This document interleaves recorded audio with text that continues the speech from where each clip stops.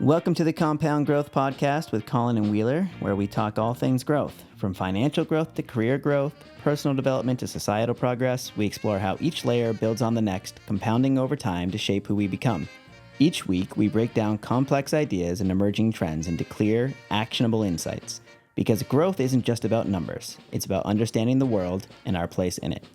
The information in this material is for general information only, and is not intended to provide specific advice or recommendations for any individual. Investment advice offered through Integrated Partners, doing business as Ko-Fi Advisors LLC, a registered investment advisor. Integrated Partners does not provide legal, tax, mortgage, advice, or services. Please consult your legal tax advisor regarding your specific situation.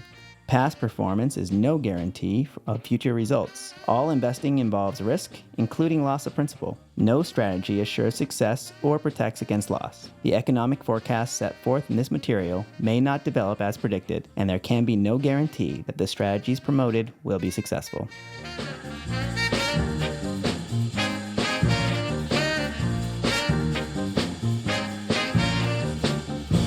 What is Compound Growth Podcast? What are we doing here?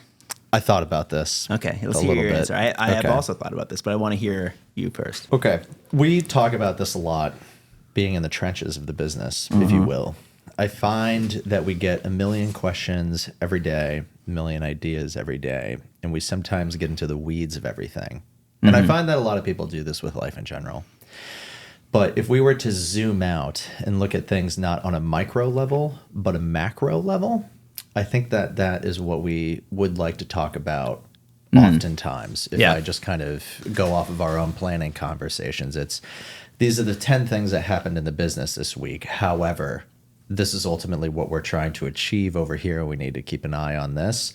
It's almost like a macro topic. Yeah, big picture stuff. Kind of. Yeah, I guess so. And I think that that's what true growth is identifying goals and going after them and looking at things from a bigger perspective. I mean, growth is the goal, right? Right. However we define that in whatever shape or form it takes. Right. I was thinking about the title, the concept of compound growth, because obviously from an investment standpoint, it's, your investments compounding the growth on top of themselves, right? Totally. I think personally, the concept of compound growth can and should apply to everybody across the board, in every profession, in every personal life, etc. Yep. We're essentially a collection of experiences that grow upon each other, throughout our lives. And if you recognize those experiences and just how they connect and how they stack on top of each other, then I think you can grow to become something that's, greater than what you started as. Yeah, so it's almost like, as opposed to thinking about it from an actual finance perspective, thinking about how life experiences, trends, everything out there can ultimately form who you are, your own opinions, what we're trying to do as a business, how it affects our clients. Yeah, right. And I think being able to, connect the dots, to curate everything that we soak up is what people find really as a value add in our conversations with our clients as well. Right? Yeah, I think so too. I mean, basically, you're a funnel. Yeah. I don't know how many calls we've gotten over the last few weeks with just random questions about whether it's tariffs or taxes or retirement or whatever it might be, because it's that time of year. And things, are a little crazy at the moment. But with that being said, when you have a million things being thrown at you, to be able to funnel that down into, I'll say, bigger ideas and picture. Yeah. Yeah, I think that's my vision for what we're doing is we're starting at this point in the growth path that we're on right now. Yep. And we're going to be able to share and talk about everything that we have soaked up and put together. And then I expect, we do this for 100 episodes, will be very different from where we started, Well, it's kind of interesting because if you think about compound growth in general, sure, there's the investment side of things, and we can talk about that till the cows come home. But there's also, if you think about it, in terms of relationships and experiences and everything else, I look at this, I go back to 8th grade. I met my best friend in 8th grade, and then that friend led to other friends, and then those friends led to other friends. Yeah. So the compound growth amongst relationships. And it's the same thing we've seen with clients. Yeah. You know, like often we start with a few clients and those clients lead to referrals and then referrals. And then before you know it, you've got this huge network of people that you didn't even know a few years ago. And I think it's the same thing as we talk to additional people on the podcast. It's almost like compound growth is a journey. Yes. Yeah. That's fun. You know, I really enjoyed those stories at your wedding and just like hearing about like all these just like random connections and how they all kind of like manifested and came to be together that day. Right. And obviously you're the connecting dot there, the connecting through line. But I wonder if, you know, we should change the co and co-fi from collective to compound because it works actually not a bad idea. We get to say whatever it means, right? That's true. That's the benefit of an abbreviation. We're in charge of that. Yeah, for sure. There's this quote when you walk through the west side of Portsmouth. There's a mural that's kind of like fading and like part of it, the paint has been worn away, etc. But it's a quote by this guy, John Muir, who is a mountaineer, I found. I didn't know. Where is this? It's over by kind of like the Loaded Questions Brewery. Okay, got it. What road is that? I don't even know which road. I don't know. Yeah. So I would drop Michaela at piano lessons. I would go for a walk and I'd listen to a podcast. And at the end of the walk, I'd come across this John Muir quote. And I was like, who is this John Muir person?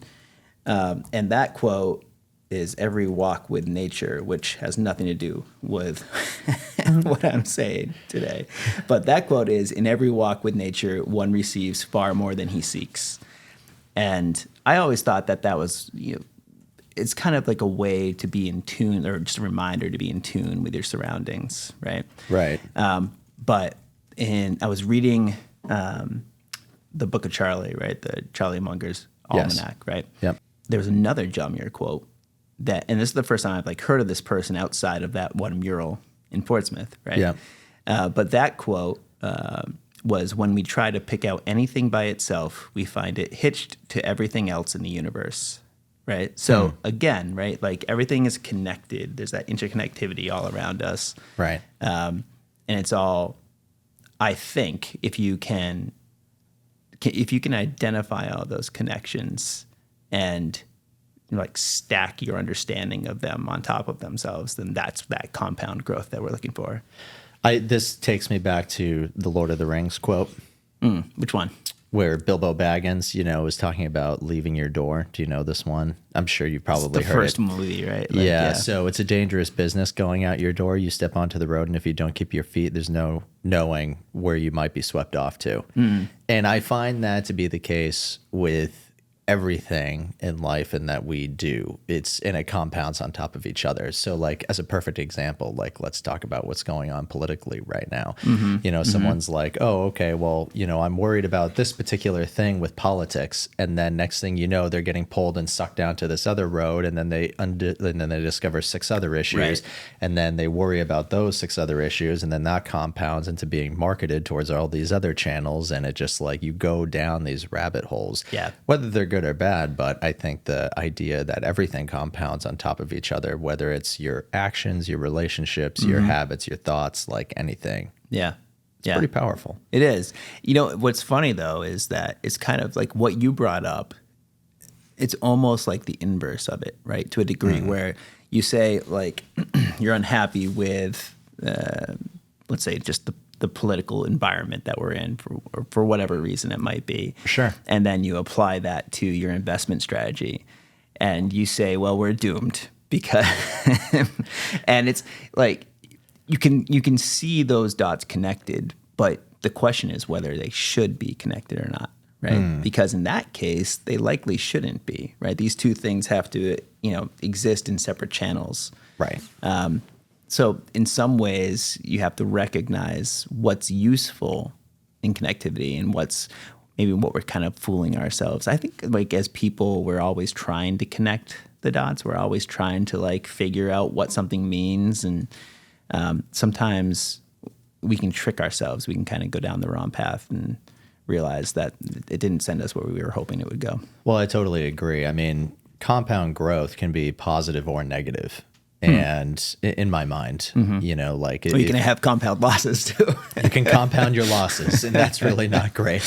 So, you know, compound growth, obviously, you know, we're in the finance world, so we think about it in terms of that. But just based off of our conversation today, we recognize the fact that it can take you down many different paths and many different roads. What I'm excited about this podcast in general is the fact that hopefully what we'll be talking about is more of the compound growth, not the compound loss. If that's the case, we should probably change the name. But so on that front, you know, if you think more positively about things and if you focus on going down the correct path, often you'll end up at a better result. Yeah. Well, that's also true, right? Like I've always thought of myself as being a pragmatic optimist, right? I think that optimism is a strength in general, right? But you have to also, you can't just be foolish. You can't be blind to the threats or the risks or the world around you, et cetera. You can't always just think it's a sunshine and rainbows environment. Right. I mean, it's just kind of like, you know, we talk about this market goes down, great buying opportunity. You can look at it like that, or the world's exploding. And then you could also look at it like, you know, okay, well, interest rates are going up or they're remaining flat or whatever it is, but you know, you're getting, you know, 4.5% to 5% on a bond right now, which, you know, is fantastic if you look at the last 10 to 15 years. So for conservative investors, there's opportunities. And even with the market going down, there's always opportunities out there no matter where you look. Yeah. Yeah. I mean, it's one of those situations where you don't know if something was good or bad until much, much further down the road in a lot of cases. I mean, I think that there are some things that we can all agree they're bad. Weren't great. Right. Yeah. Yeah. I was thinking about that, the helicopter crash in New York City. Yeah, New York. Yeah. Right? Yep. And that was like a week after we were in New York thinking about taking Blade. Right?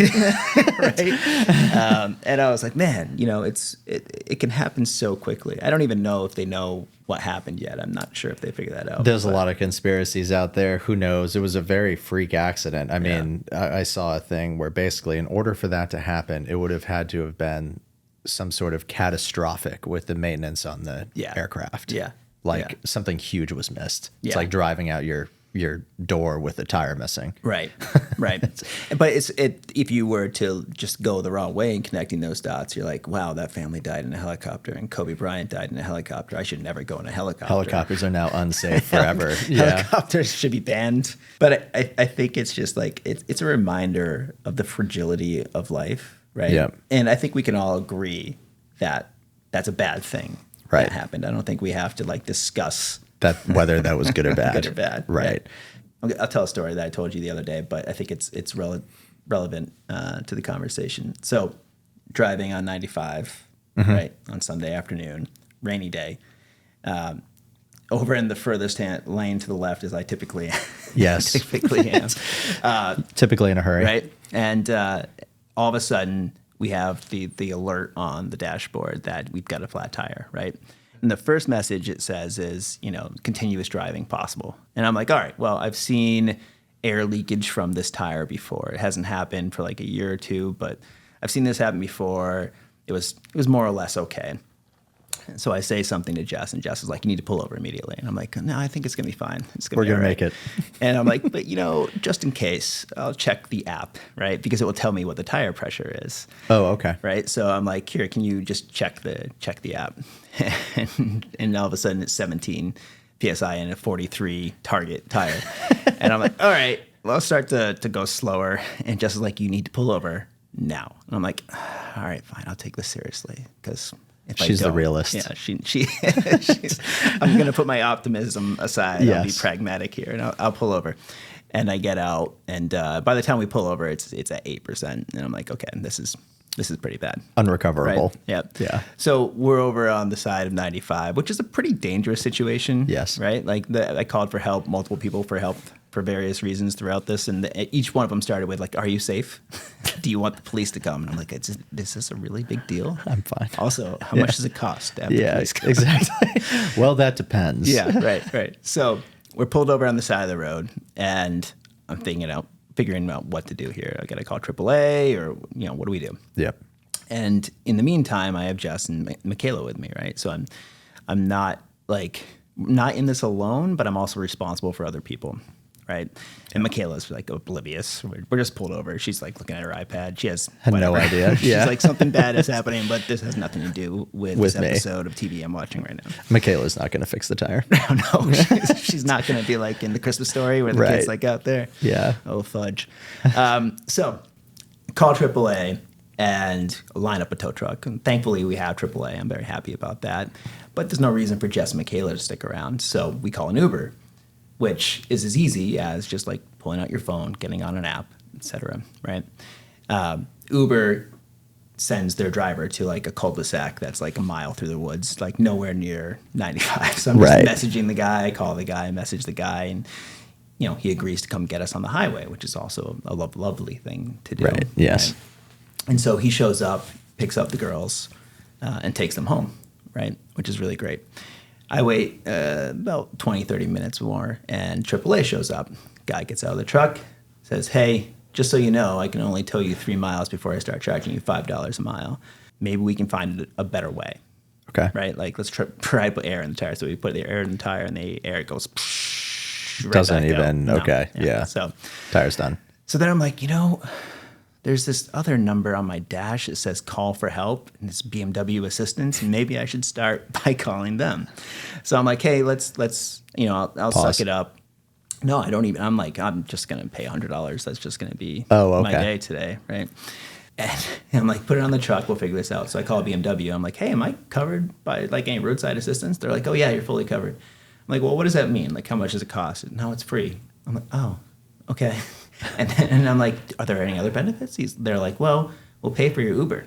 And I'm like, oh, can you pay for the one I just booked and sent Michaela and Jess on? No, we can't retroactively pay for the Uber, but they would have. Like, because I didn't do this first, I had to pay for the Uber, which is fine. Right. So I go to the AAA guy. I'm like, hey, can you just tow me 3 miles up the road? I'm going to have another tow truck come and get me and go to the dealership. I hop in. We have a nice conversation. I go to the Rusty Can, which is a wonderful barbecue joint. And I just like sit there and have a beer while I'm waiting for the next BMW truck to come and get me. Right? Yeah. And that guy comes, hooks me up, and tows me to the right dealer. Right? Yeah. Now, I've learned a lot in this process. Number one, it's really convenient that we have this app on our phone that we can just call a car and get help, right? Yep. I'm thankful that we had AAA. I'm also thankful that I had this other roadside assistance, right? I was set up for success if I just like made the right moves, which I debatedly did not. I'm thankful for the technology that told me that we had this issue and I was able to pull over to the side of the road. Right. I'm thankful for a wife who is taking things seriously ahead of my ability to take things seriously sometimes. Quite the learning. Right? Yeah. I'm thankful that they got home safe, that the Uber driver was accommodating, picking us up on the side of 95. Yeah. Right? It's one of those situations where it's not fun, but it happened on a Sunday afternoon where I had nowhere else I had to be. Right. Right? And for perspective, you can look at that situation and say, well, that sucks. That was a wasted afternoon. It was 4 hours. I'm never going to get back. Mm-hmm. But there were all of these good things that I took away from it. And one of those things was having a conversation with the driver who towed me to the BMW dealership. And, this guy, he's from Puerto Rico. He works 5 days a week as a cement truck mixer driver. Yeah. And then he works Saturday and Sunday as a tow truck driver, right? 10-hour shifts Saturday and Sunday, right? Full regular shifts Monday through Friday. So 60 hours a week this guy's working, right? Pleasant dude, right? He doesn't complain about anything to me the entire time. Yeah. And, we're talking about the only reason his work comes up is because I'm at the last call of the day and then he gets to sign off for the day. Right, so he's not complaining. He's just saying, here's where he's at in his life, right? Right.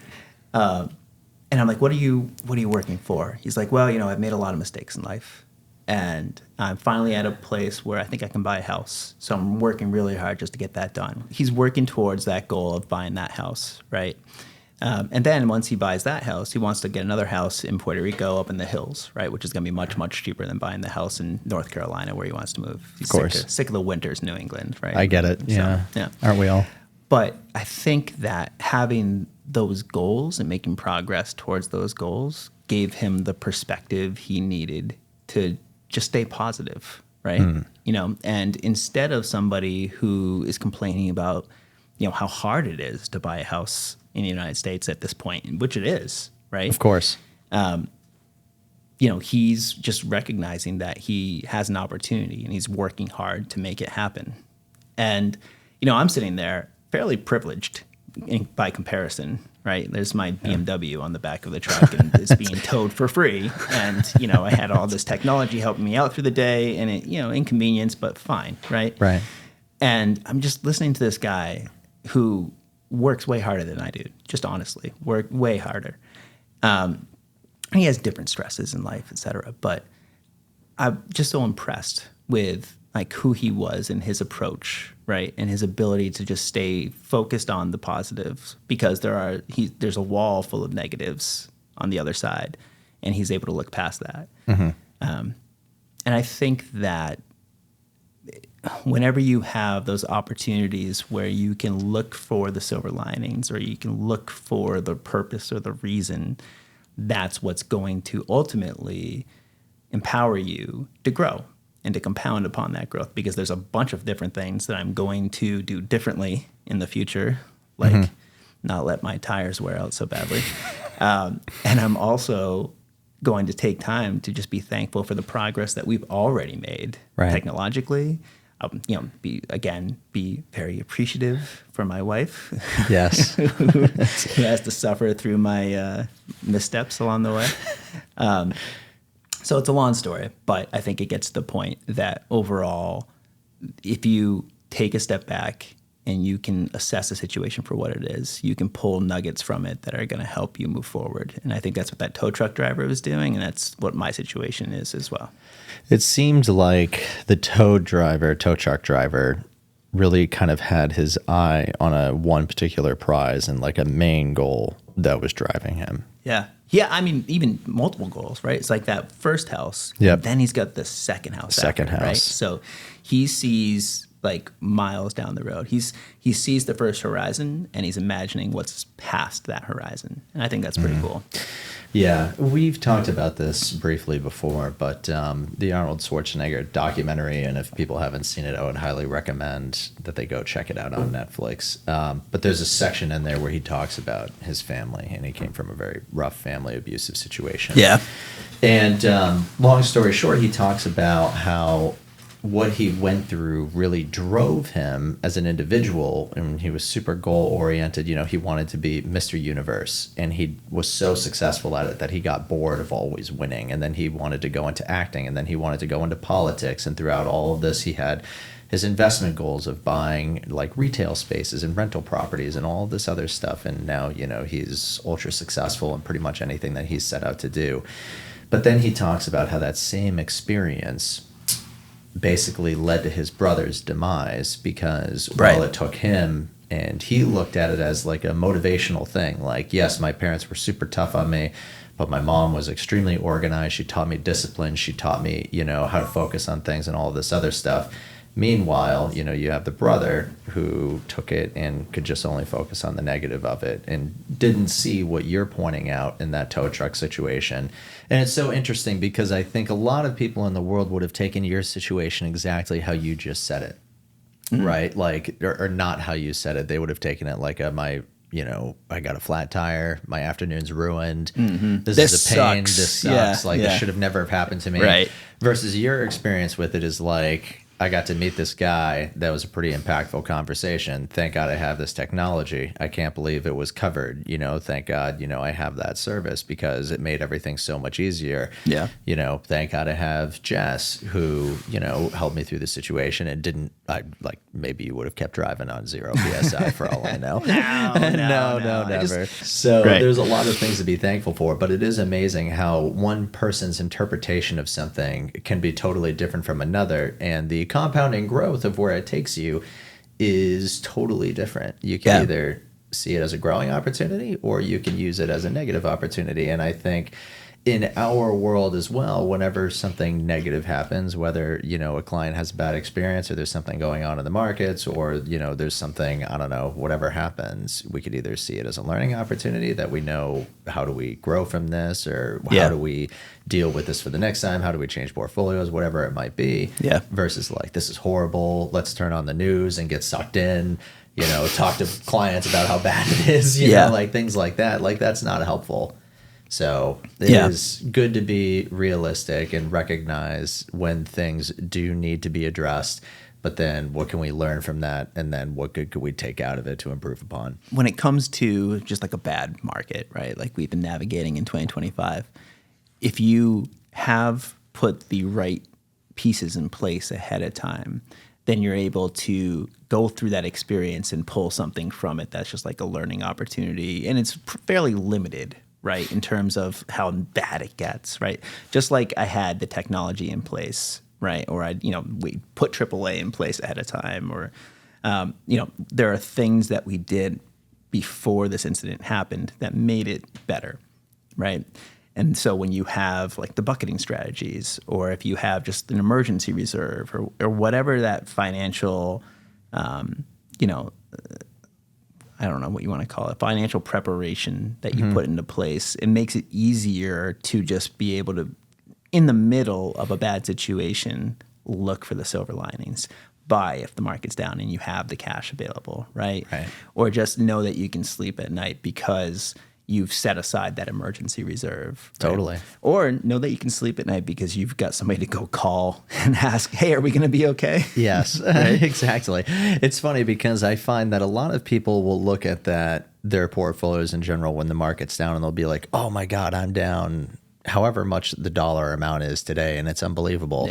Meanwhile, other people will look at it and be like, wow, thank God I have that cash reserve because that's not down at all. In fact, it's up year to date. And it's the exact same portfolios, maybe it's the same values and everything like that, to completely different outlooks on it in general. It's amazing. And it is, again, let's say that bucketing or that emergency reserve or that cash didn't give you that like confidence to like stomach the situation, or it wasn't enough just to call in and say, hey, are we going to be okay?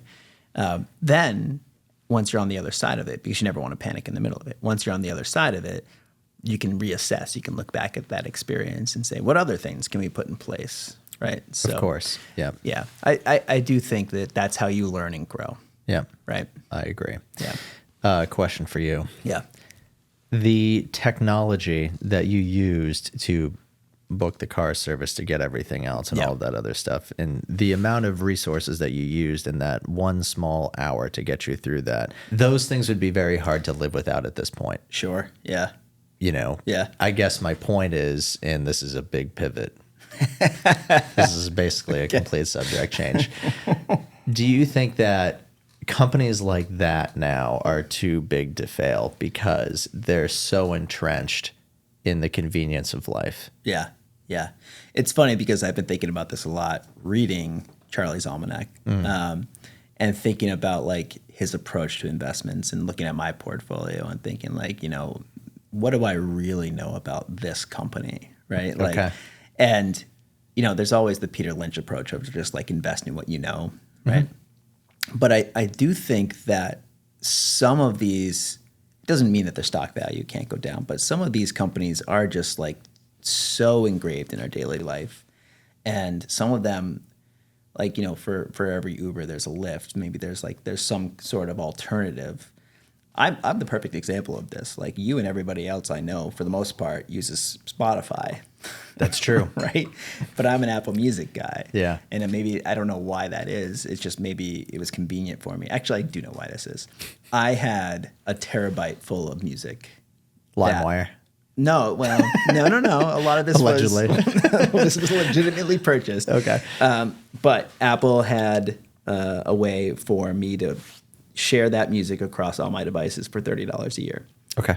So for that one $30 charge, they had me hooked because if I went to Spotify, some of that stuff wouldn't be there. Okay. Right? So then, like, every playlist I built it's gone. It's gone. Like, everything's gone, right? Yeah. So it's just that one decision for $30 changed the entire direction of my audio experience. So now you're like, totally entrenched. Decade. Yeah. But yeah, do I think that they're too big to fail? You know, when you look at the best, or not the best, but the largest companies in the history of the S&P 500, they're always turning over. Yeah. Right? Like it's like every 7 years or something like that. Yeah. Like but it hasn't been that way so much. There's been like new entries, but some of them have been on top for a while, like a lot of the Mag 7 names. Right. History says that everything is replaceable. Like every company is replaceable. What company is as necessary now as it was even 50 years ago? I thought about this deeply yesterday. Okay.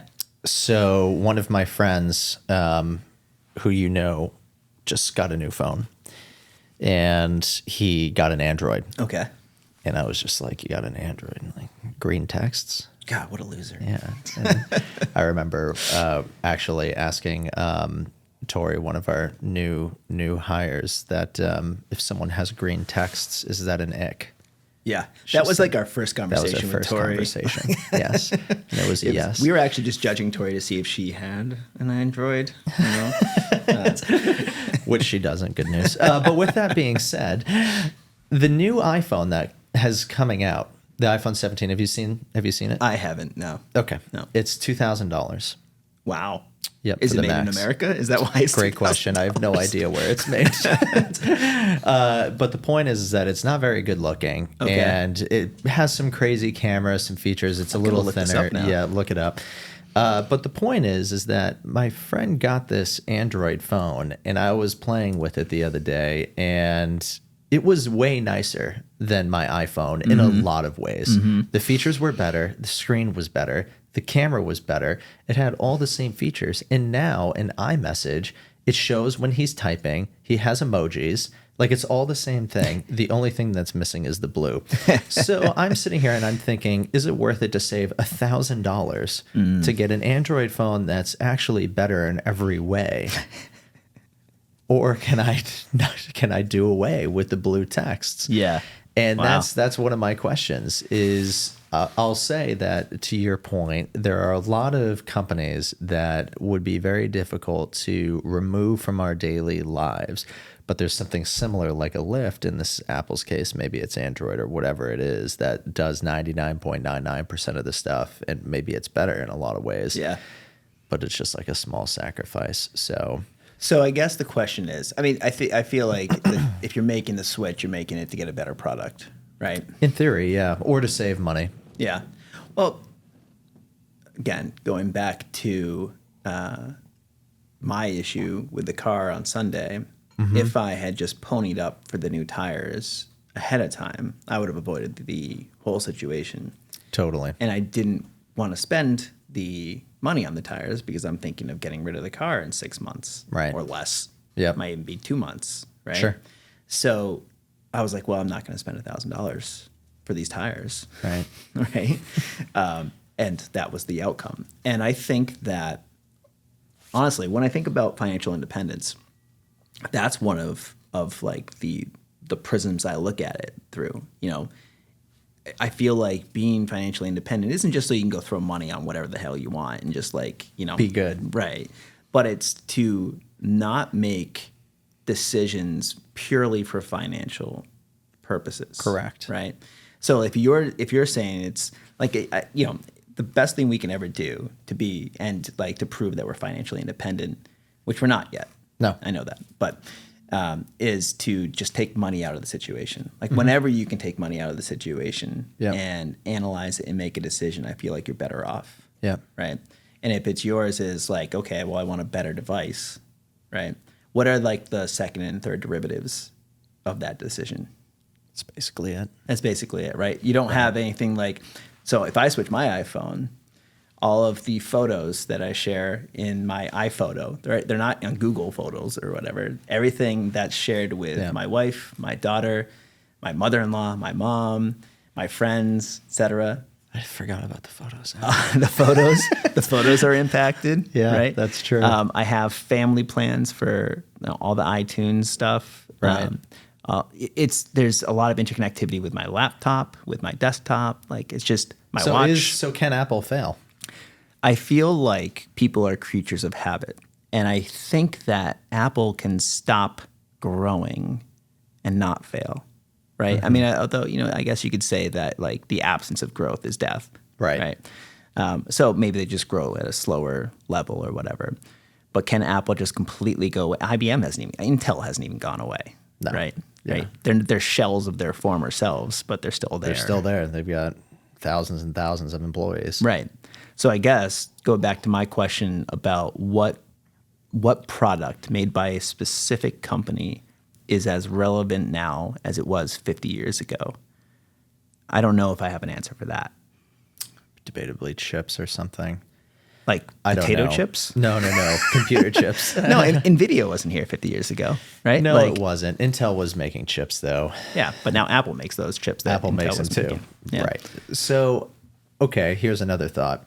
So if I look at myself, people are creatures of habit, but one of the things I love to do is break habits often. I find that you and I are always trying to break the mold.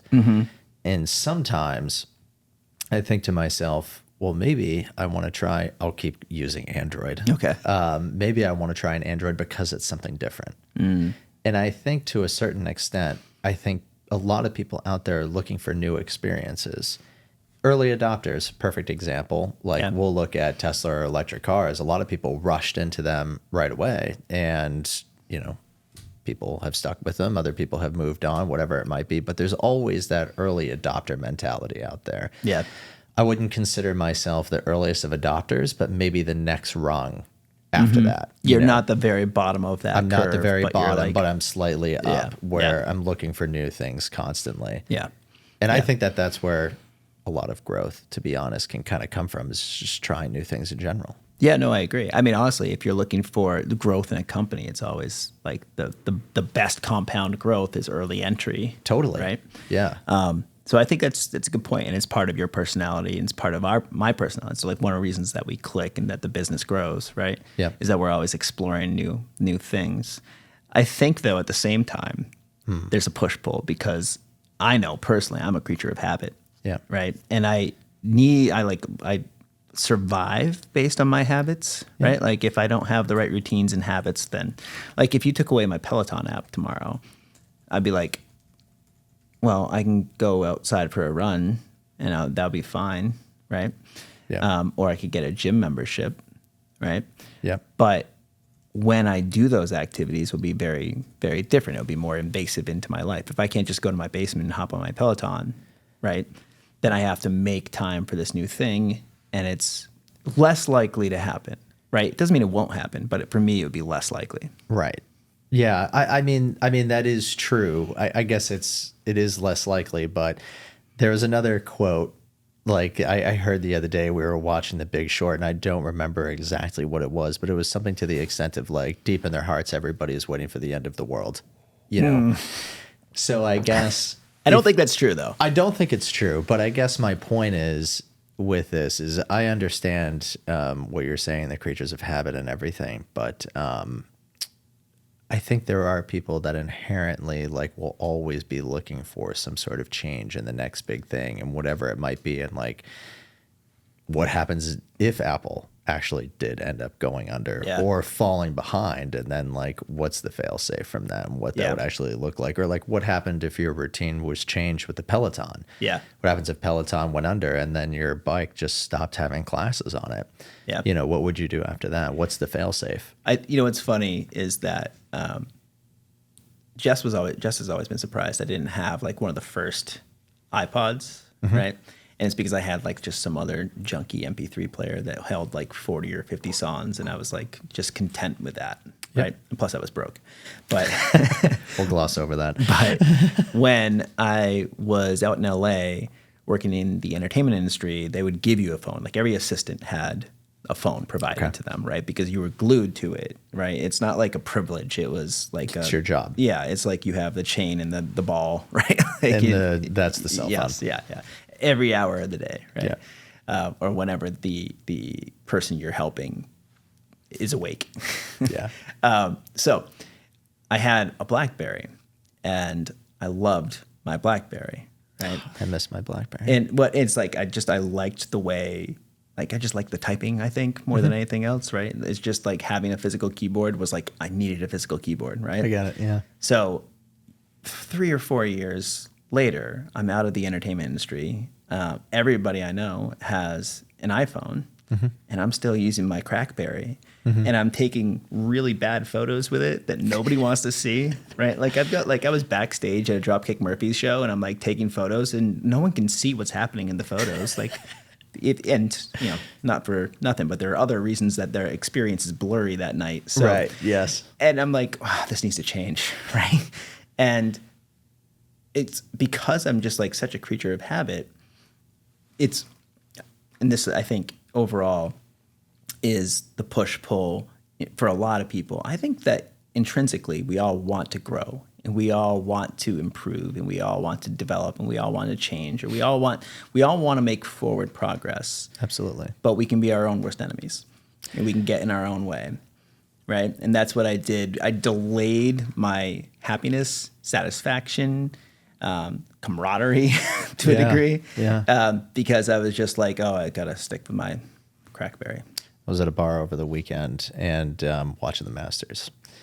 It's great. But there was a group of people there that we were chatting with, and they were in jobs, and I brought up the fact that I was in finance, and they were asking about it. I was like, what do you guys do? And they were looking for new jobs. And I was like, well, why are you looking for a new job? And they were like, oh, well, I'm a teacher or whatever they were, and I've been making the same salary for, 6-7 years now, plus some inflation adjustments and whatnot, but can't start a family, and I want to look for a job at a different school. I'm like, well, how much, would a job at a different school increase your pay? And they were like, oh, well, it'd be like a 10 to 15% bump in my pay. And I'm like, would that be enough to start the family and accomplish your goals? And they're like, oh, well, I don't know. And I'm like, well, have you thought about like what the goal should actually be? Because if the goal is to start a family, like, have you mapped out what that might cost? And are you sure you're even on a road that can get you to your end destination? Like if I'm trying to go to Massachusetts, and if I want to go to Boston for dinner, and if I hop on I-95 North, I'm going to have a problem getting there. Yep. So my point with them was, if you have goals laid out, and if you're very specific with them, and this is truly what you want, then take action to get you to the goal. Don't take action to get you to like 50 other steps in between. Yeah. Focus on the one thing, like the gentleman you brought up with the house. Like he's doing everything he can to get that first house, then he'll focus on the second one. Yeah. If your goal is to start a family, or if your goal is to break through the norm and all this stuff, it may be a bigger change than what you're anticipating. But at the end of the day, like, being a teacher isn't a bad thing. I think it's a fantastic thing. It's unfortunate it doesn't pay more, which is a whole nother conversation. But if you need more money, or if you want a different lifestyle, or if you're trying to accomplish something different and you can't get there based off of this path, then you have to be honest with yourself. Right. Yeah. And don't get in your own way, right? Don't get in your own way. Or like, the tow truck driver, he acknowledged that he put himself in a position where he was, late to the party, game. right? Like late to work towards this goal. And he's like, look, I made mistakes, right? And probably because he made those mistakes and waited longer to make progress towards this goal, he's now found himself in a situation where it's even harder to buy a house. It's probably the hardest time in the history of this country to buy a house right now. There's no inventory, prices are high, interest rates suck. Yeah. And he's not letting that get in his way, which is great, right? But when we get in our own way, we can make the situation worse. It can compound negatively. Absolutely. Right? So it's a really good point. And, I would argue that there's no can't start a family, right? You can't start a family and continue to live the lifestyle that you're living right now. Absolutely. Or, Concessions will be made. Yeah, exactly. Like there's sacrifices, or there's choices, or prioritization, or whatever it might be. Yeah. Right? I mean, what was fascinating about that was, at the end of the conversation, we had this conversation for like 20 to 30 minutes. It was kind of like, well, I'll just give it another year to see if I get a raise. Oh my God. It's and always that way. Complacency is the killer of progress. Yeah. Did you say that? I did. Good. Yeah. So long story short, I think if we go all the way back to the very beginning with this, I think compound growth and what we're trying to do here is focus on growing, and not just when it comes to portfolios, but life, relationships, lessons, learnings, to try to take everybody to that next level of self that they could possibly be. Yeah. Yeah. And doing it the right way, the byproduct of that will be success in other ways. Of course. I still think it's nice to think about things that we're excited about in the future. So what are you excited about? And it can't be a trip to Greece. Okay. I am excited, and we'll talk about this here soon. Okay. The tariffs are changing things in the social media world. Okay. And I'm excited to talk about everything that's coming direct from the factories from China and how that's changing the landscape of how purchases might be made in the future. Okay, cool. So again, like innovating, right? Like finding ways around a bad situation. Something different. Can Very you cool. get a pair of Nikes now for $2 Right. versus $100? You got to wonder if you can make Nikes for $2. It's a pretty hefty markup. Jeez Louise. Yeah. Yeah. Yeah. I'm excited for spring. Okay. I was going to ask, what are you most excited about? I have realized more and more as I get older how much I'm impacted by the weather. Weather. Right. Okay. And once you get to this point where like you're in between, like you don't want to go outside and like ski or sled or skate or whatever. It's just kind of like gross. It's like stick season round 2 or muddy or whatever. Once you get to the other side of that, the sun's shining. It feels like there are more opportunities in life when the sun is shining, and I'm excited about that. That's actually a very good point. So then maybe we need to talk about how to get you into the warm weather more often. More often. That will be episode 100. I like it. Yeah. All right, cool. Thank you, Colin. Yep. Thank you, Wheeler. We're done.